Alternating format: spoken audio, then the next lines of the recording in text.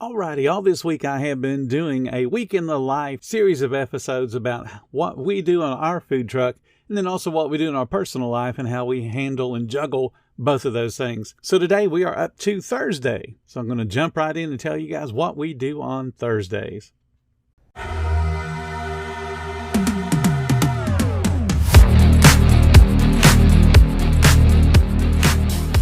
Welcome to the 10-Minute Food Truck Training Podcast. My name is Bill Moore. I am a food truck business coach, author of 5 food truck vending books, including Food Truck 101 and Food Truck 201. This podcast is all about helping you start and grow your food truck business.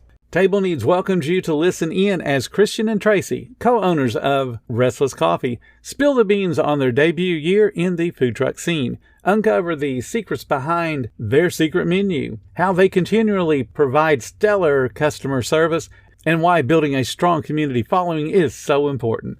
Click the link in the episode description to watch the video for free. Now, if you recall, on Wednesday, we had a little death in the family. We had one of the cats that's very attached to our son passed away.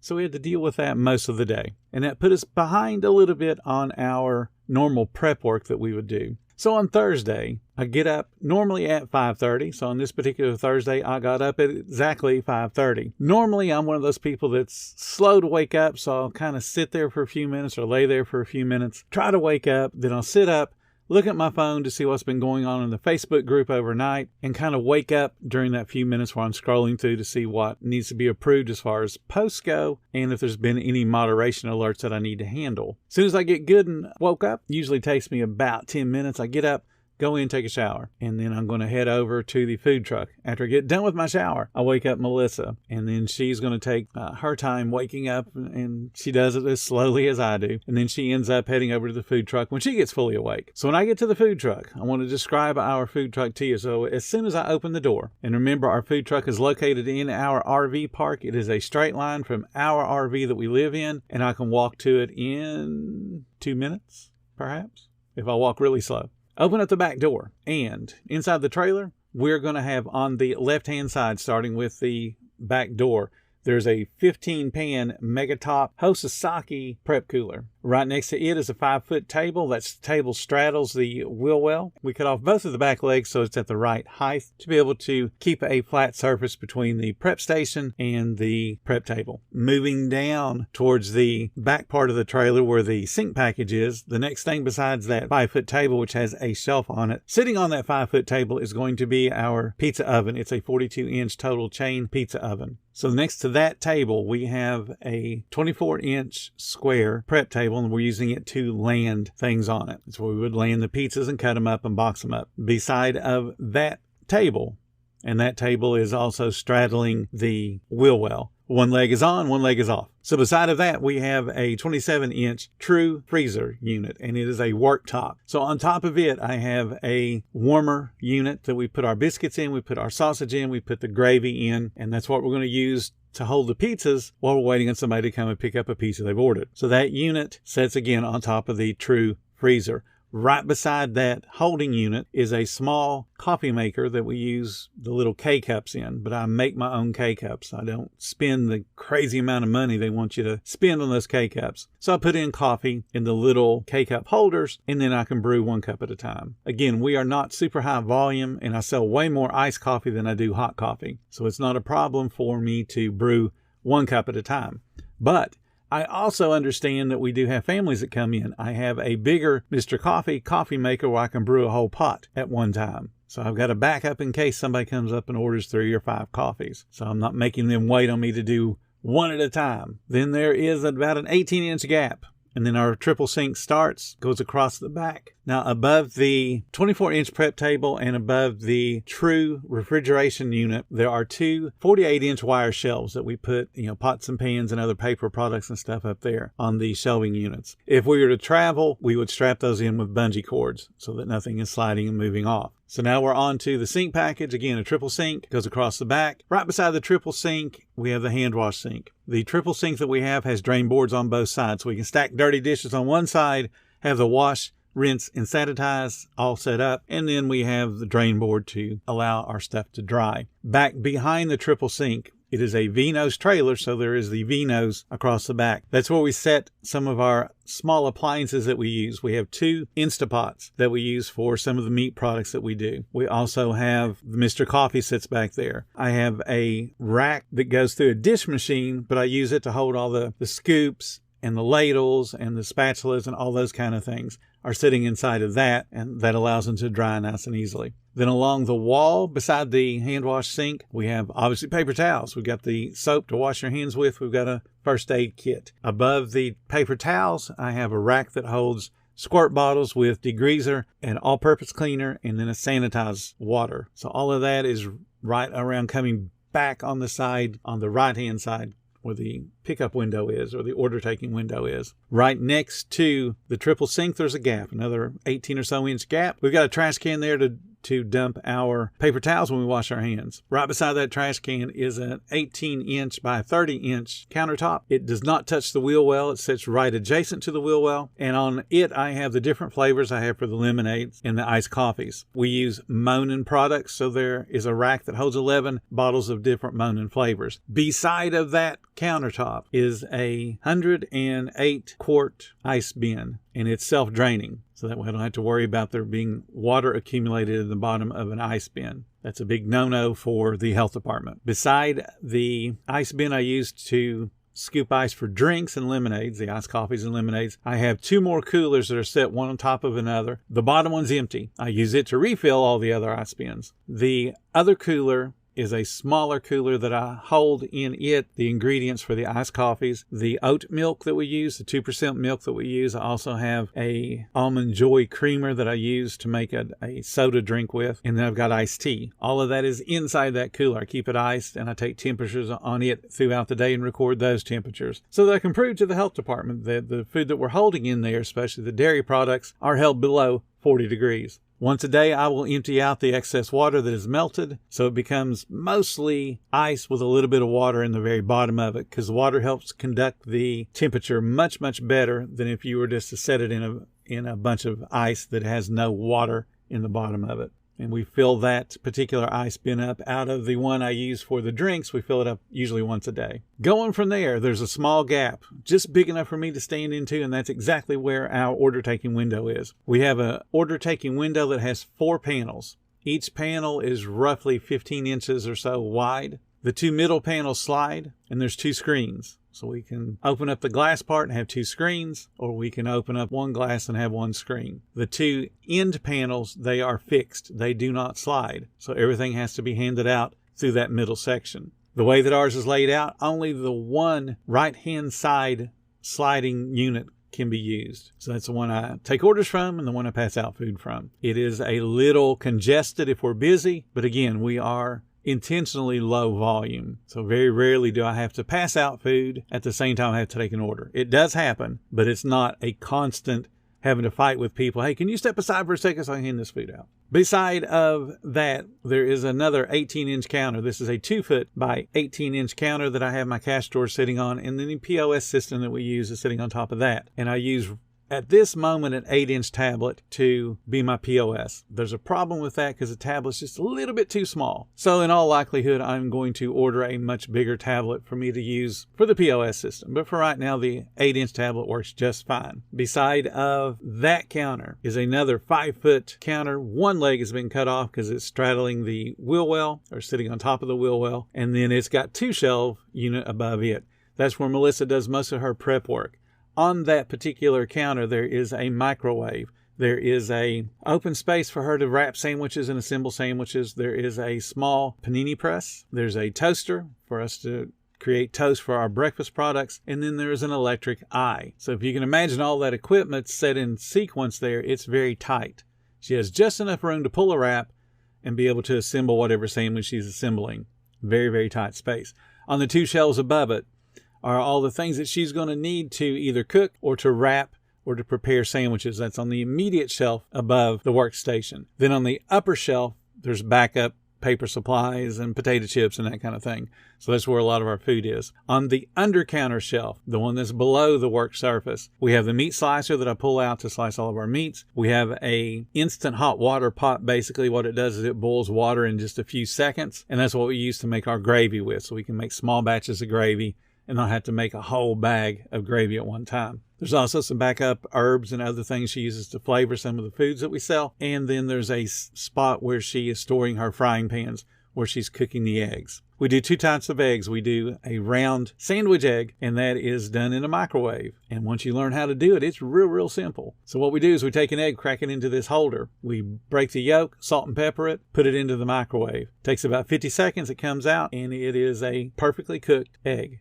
to go on a sandwich. It's round, looks good, has the taste similar to an Egg McMuffin egg because their yolks are only broken. It's not a scrambled egg. The reason we have frying pans is so we can do the scrambled eggs for platters. We don't get into over easy, over hard, sunny side up. We don't get into that simply because it creates problems as far as cooking on a single eye. So that makes us very linear. So the people that have a 18-inch, 24-inch, 36-inch griddle, they can cook a whole bunch of eggs at once. We can only cook at most 4 scrambled eggs at one time. Typically, we're only cooking 2 at a time. So it makes it a little bit difficult to have multiple orders that have platters on it. Okay, and that takes us back to the back door. And that's all the equipment that we have on that trailer.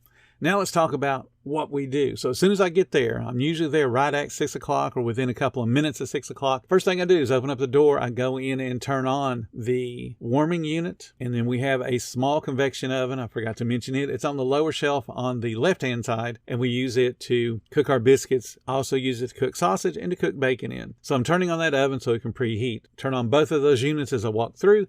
Go to the triple sink and set up the wash, rinse, and sanitize. So as those sinks are filling up, I'm going to get our leftover gravy from the day before, and I'm putting it in the microwave to reheat it. How we do it is we microwave it for 3 minutes. I'm going to stir it with a spatula and then continue that process until it hits the 165 reheat temperature.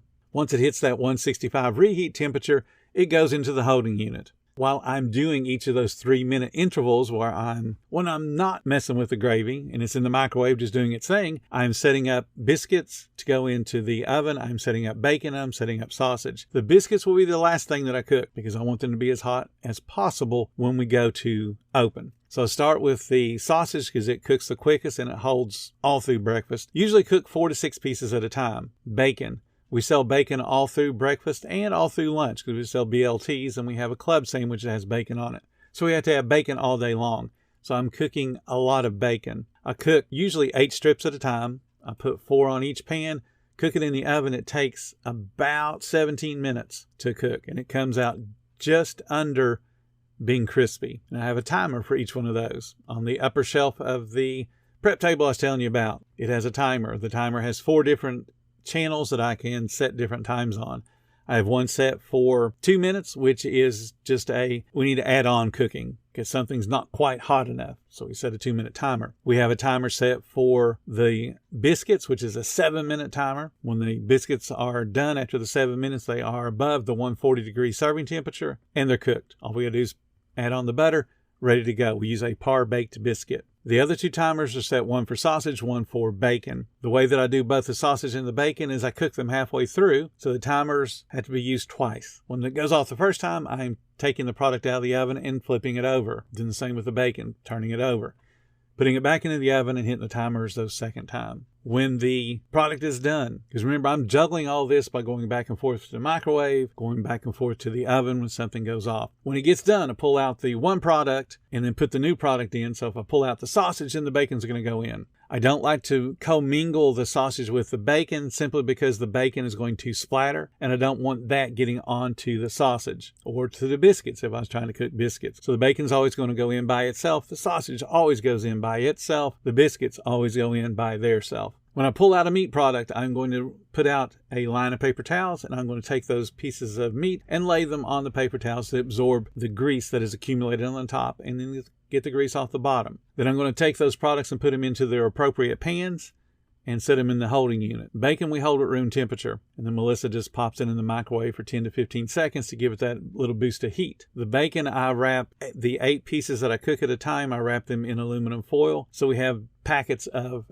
8 strips of bacon, so that we were keeping track of how much bacon we got all day long. When she gets down to only having 1 or 1.5 packets left, so that means she's got about 10 strips, which would make 2 BLTs. She tells me she needs more bacon, then I can run the bacon through the oven again. So I have 6 pans that I work off of to do the biscuits, to do the bacon, to do the sausage. Ideally, once I get all of those things cooked for our opening, I'm only working off of 1 or 2 pans the whole rest of breakfast, unless we're super busy, and then I have to cook bacon again a second time. The sausage I cook multiple times through the morning. The biscuits I cook multiple times through the morning.